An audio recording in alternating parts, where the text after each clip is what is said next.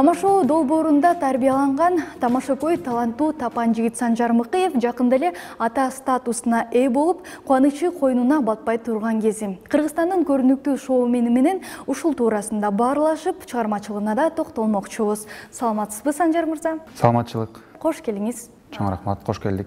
Бешик бооңуз бекем болсун, жана кызыңыздын атын Фатима деп атаган экенсиздер. Эмне үчүн Фатима жана ата болуу бактысына ээ болуу кандай экен? Аябай сонун экен. Кайрылып кетмекмин, негизи мурун ата болгон досторум бар. Айтпай жүрүптүр ата болгон ушундай сон болгонучу. Эртерээк айтса, эртерээк ата болгонго аракет кылмакмын. Кудайга шүгүр, аябай сонун экен ата болгон. Негизи эле жана энин баланын жыты, бейиштин жыты дейт турбайбы? Чын эле аябай сонун экен. Жыттайсың, эс аласың. Жумуштан кийин чарчап келгенде маанайың барбы, маанайың жокпу, бир аз жана чарчап келсең дагы карап уктап атканын карап эс алып калат экенсиң бир аз. Биздин үй бүлөдө биринчи небере болуп, атам, апам аябай кубанды. Биринчи небере болгон үчүн атамда ат коюу укугу болчу. Албетте эле атама айттым, ат коюңуз, ата тандаңыз, сүйүнчү дедим эң алгач. Неберелүү болдуңуз. Мусулманча ат болсун. Анткени эң келип келген акырында такала турган атыбыз болот экен. Ошон үчүн койгонго жараша бир мааниси бар. Мусулманча ат болсун дедим. Анан пайгамбар саллаллаху алейхи вассаламдын кызы Фатима экен. Улуу оолиялардын энелери деп айтылат экен. Жакшы ат деп Фатима деп койдук. Кудайым мен буйрусун, ушул атта өмүр узун болсун деп атабыз. Тун кызыңыз болгондуктан жакшылыктын жышаанын досторуңузга кантип жооп бердиңиз? Жана аябай мага жаккан орус туугандарыбыздын аябай сонун сөзү бар. За рождение не пьют, за рождение молятся депчи. Ошондой жубайсыңбы дегендер болду, күндүзү көрүп эмне соо жүрөсүң дегендер болду. Биринчи могу 40 күнүн Кудай буйруса өткөзүп алалы, андан соң бир досторду чакырып, туугандарды чакырып бир чай берип ошондо майрамдаган убакыт келет. Буйруса азыр эми жана 40 чыгып алсын дейт го, ошондой болсун. Ата эне болгондон кийин адам толугу менен өзгөрөт экен. Мүнөзү болобу, өзүн алып жүрүүсү, деги эле жан дүйнөсү. Сизде кандайдыр бир өзгөрүүлөр байкалабы? Аябай эле меримдүүрөөк болуп калдымбы десем болот.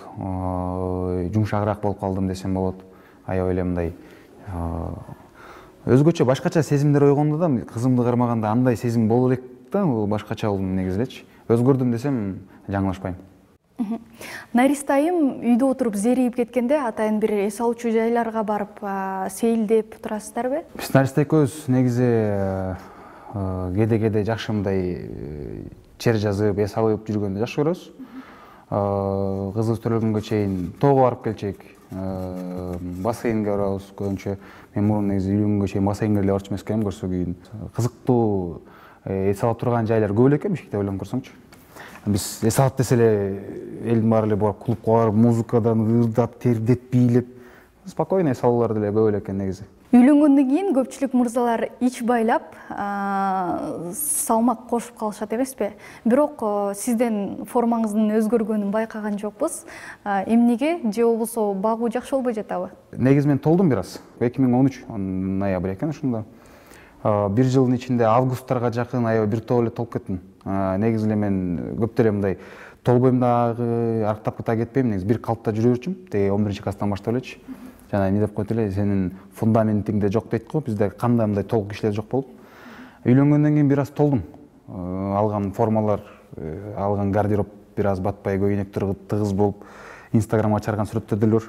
Андан соң биз эми жана ТВ жумуш, теле алып баруучулук кызматты да кылган үчүн сизге эле баарыбызга эле маалым.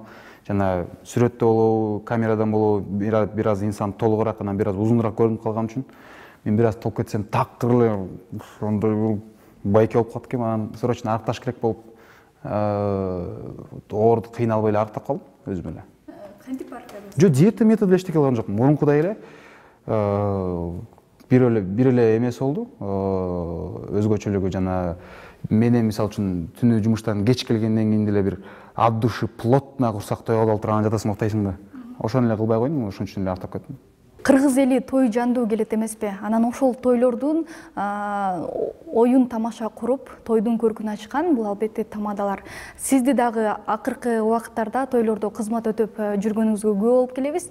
Анан тойдун эрке баласы болууга сизге эмне түрткү болду? Ушул мааракеде тамаданын жумушун, тамаданын кызматын аткарууга бизден эң алгачкы түрткү болгон бул КВН жана тамашоо болчу. Ошол кезде КВН башталганда эми университеттин ичинде эле бир студенттерди чогулта алып, команда чогулта калып, оюнга даярдана калып, андан бир аз өткөндөн кийин ошол университетте менин мугалимдер байкап калбай, Санжар алып барчы дегенден кантерттерди алып барып баштап университеттин ичиненчи. Ал кезде той башталды элек, ал алыска 2007-жылдар. Андан университеттин бир чоң майрамына, чоң маарекесине Мирбек Атабековду чакырабыз. Ал кезде азыркындай эле через продюсера чалып, Канат Култаев, Канат Байкени чалып чакырабыз. Концерт менен алып бараткан Канат Байке көрөт. Эң алгач ошол Канат Байке чакырып, Музободон башталып кеткен. Ал эми Музобо менен чогуу эле тамашоо да башталып кеткен. Ошол учурда эми инсандар менен сүйлөшүүнү, камера менен кандай иштеш керек, элдердин кандай маанайын кандай көтөрүш керек, бирөө бир аз тигиндей движение кылып атса кандай жооп бере калыш керек, ошонун баарын үйрөнүп алгандан кийин байкелерден эле сунуш түштү. Баламдын тоюн бермекмин, баламды үйлөнтмөкмүн, кызымды бермекмин, келип алып барып бербейсиңби деп. Эми алып барып көрөлүк болуп туруп барган үчүн биринчи эле башталгандан баштап эле биздики бир аз тойлор өзгөчө болуп башталып кетти да. Мисалы үчүн көнүмүш тойлорду көргөн эмеспиз да. Окуп жүргөнсүң, студентсиң, тойго да барган эмессиң. Көнүмүш той деген элдер келет, 5 саат бою тост сүйлөйт, тамагын жейт, берчүсүн берет, анан кетип калат. А биз эми ал системаны барбай эле, биз барганда эле той кандай болуш керек деп туруп, какая должна быть мероприятие деп туруп, орустардыкын бир көрөсүң, корейцтердикин бир көрөсүң, американецтердикин бир көрөсүң, да тез зарубеждердин тойлордун көрөсүң. Ар бирөөсүнөн эң мындай фишкаларын алып келип туруп, бул жака тойго баштасак эле, элдер таң кала башташты. Бул кандай ушундай да той кылса алабы? Бул эмне деген, мисалы үчүн тост жок той болмок беле дегендер таң калгандар бар. Азыр тост жок эле тойлорду кылып жүрөт. Мисалы үчүнчү, биз сунуш кылгандан кийин мен биринчи тоюм түрк тилде болчу. Мен түркчө алып баргам. Кыргызча эмес, такыр түркчө. Бүт коноктор бир 80 киши бар. Ошонун баары Турциядан келип иштеп жаткан мугалимдер. Ошолордун бирөөсү үйлөнөт. Анда дагы чоң ресторанда эмес, биздин университеттин студенттердин ашканасында болчу. 100% түрктөр. Жалаң түркчө. Анын үстүнөн биринчи той алып барып атам. Бир топ эле кызыктуу окуялар болгон. Бир аз толкунданып, өзүңдө сүйлөнгөндөн, элдерден сүрдөнүп, калчылдап сүйлөй албай атасың, жөн сүйлөбөй, дагы ошо үстүнөн кошуп түркчө сүйлөш керек болуп атат. Аябай эле кызыктуу окуялар, мындай кызыктуу сезимдер калган ошол жактан. Биринчи той болуп аткан үчүн алып чыгып, тиги түрктөрдүн алдына биринчи женихти тосуп алып, анан невестаны тосуп алып, кыргызча кылып, кол чаптырып, анан жүгүндүрүп алганда бар таң калып, эмне кылып атышат. Алар жүгүнүшпөйт да. Билердин баары жүгүндүрүп. Биринчи тойубузду азыр деле ал Байке менен жолугуп калабыз. Дагы эле айтып жүрөт, сен мени түркүргө жүгүнткөнсүң деп. Тойлор сөз түрдө баягы кызыктуу же бир кандайдыр бир ыңгайсыз учурлар менен коштолот. Жана эсиңизде сакталган эң кызыктуу учур же ыңгайсыз учур менен бөлүшүп өтпөйсүзбү? Бир маарекеде той болуп аткан. Жених досторун чакырат. Башынан эле ушул проблема сезилген да. Бир столго 15 киши отурат, а бир столго бир 5 досу батпай калат да. Ошол дос деген столун ач, калган жака отуруп ал десе, мен достордун списогуна кирбеймби деп проблема чыгара башташат жанагылар. Эми ушул эчтеке болбосо экен деп байкап турдум. Антрак учурунда бир байкасам жених жок. Сыртка чыксам жанагы достор менен мушташып атыптыр. Бүгүн өзүнүн тою, тигилер менен мушташып атат. Анан антрак бүттү, баарына отуруп калса, тиги келип туруп келинчегинин жанына отурдум, мондай көк көзү менен. Той бүткүчө. Тойлорду алып барган башка тамадалардан сиз өзүңүздүн кийинүү стилиңиз менен, чач жасалганыңыз менен айырмаланып турасыз. Ушул чач жасалганыңыздын аталышы барбы? Чач боюнча негизи тамашоонун курама командасынан 20 инсан болсо, эң стилди түшүнбөгөн, чач жасалга кандай болсо модный болуп турган билбеген адам мен болчумун. Биринчи баштаткым такыр лысый болчумун мен. Андан телевидениеда карьера башталып, телевидениеда биздин биринчи алгачкы проекттер чыга баштаганда картинкада начар көрүнүп баштады. Жана постоянно лысый жигит болуп жүрчү. Анан өзгөрүш керек болду. Чачты бир аз өстүргөндөн кийин бир аз жүдөп калган үчүн анан эки жагы кырылды. Эки жагы кырылгандан кийин жана Бойко деген кино бар болчу го. Биягында мындай болгончу. Ошондой чач болгон эң алгач. Ушунун эле кыскасы. Арадан убакыт өттү.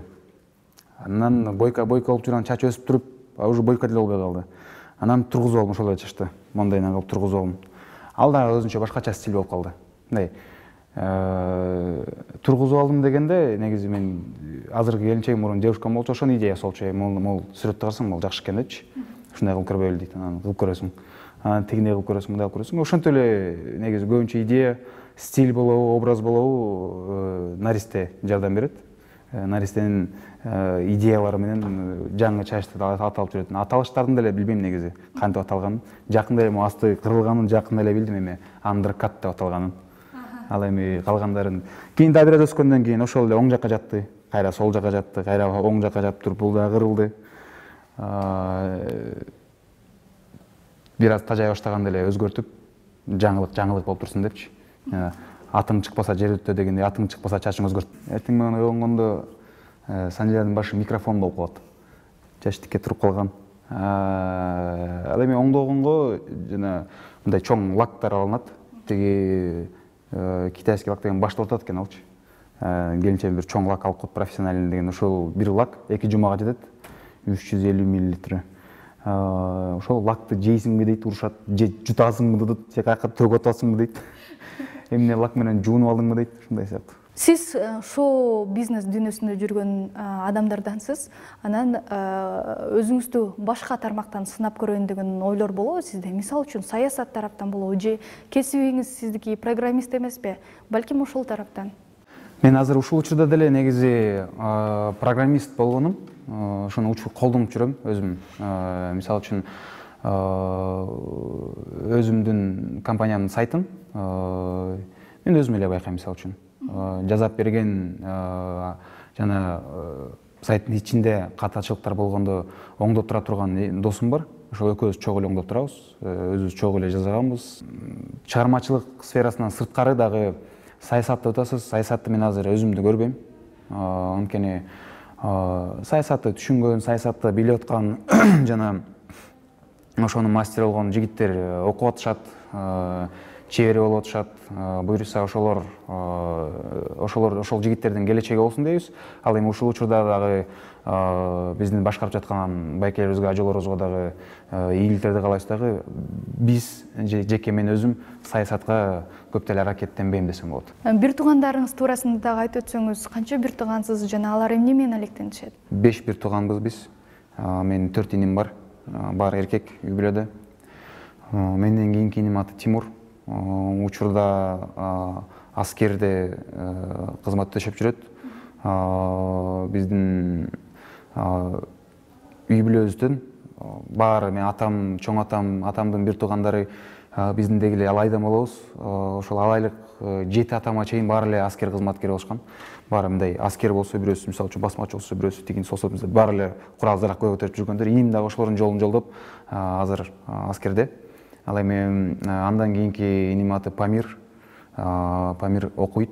Бирок ушул учурда жана жаш бизнесмендердин бир клубу, форумуна кошулуп алып, бир өзгөчө бизнес проекттерди, пландарды жасап, негизи азыркы жаш жигиттер, жаш өспүрүмдөр башкача болушпай, негизи эртерээк акылдуу болуп кетишип, эртерээк баштан түшүнүп кетишип бизге караганда. Инилерим менен ошол Памир ошондой жака кызыгып жүрөт. Андан кийинки иним аты Замир. Замир түрк лицейде окуйт, өзү физикага жакын, олимпиадага даярданып жүргөн кези иниме ийгиликтерди каалап кетем. Замир жакшы даярдан, мен байкап турам, тарбиячыларыңа чалам. Кенжебиздин аты Даниэль, эң кичүү иним, азыр 1-класста окуйт ал. Биздин эркебиз жана ата менен апам ар дайым айтам, жакшы эле ушул Даниэлди жарык дүйнөгө келтирип алган экенсиңер, болбосо үчөөңөр, экөөңөр бири-бириңерди тиктеп зерикмек экенсиңер деп. Замир лицейде, Памир окуйт, Тимур службада, мен бул жактамын азыр. Ата менен апам чоң үйдө өздөрү жалгыз калып калмашмак экен. Ошол бешөөбүз, буюрса эң улуусу мен болом. Инилерим эми өсүп, буюрса эми буттан туруп, буюрса келечек алды дейм. Ал эми биз тараптан болгон жардам болсо дагы аракет кылып жүрөбүз. Санжар мырза, маегибиз дагы соңуна келип жетти. Келип маек куруп бериңиз үчүн ыраазычылыгыбызды билдиребиз. Жана ишиңизге келек. Сиздерге да чоң рахмат. Чакырып туруңуздар, үйүңүздөргө келип алдык, эми келип турабыз. Бул китептерди биз окуйлу да,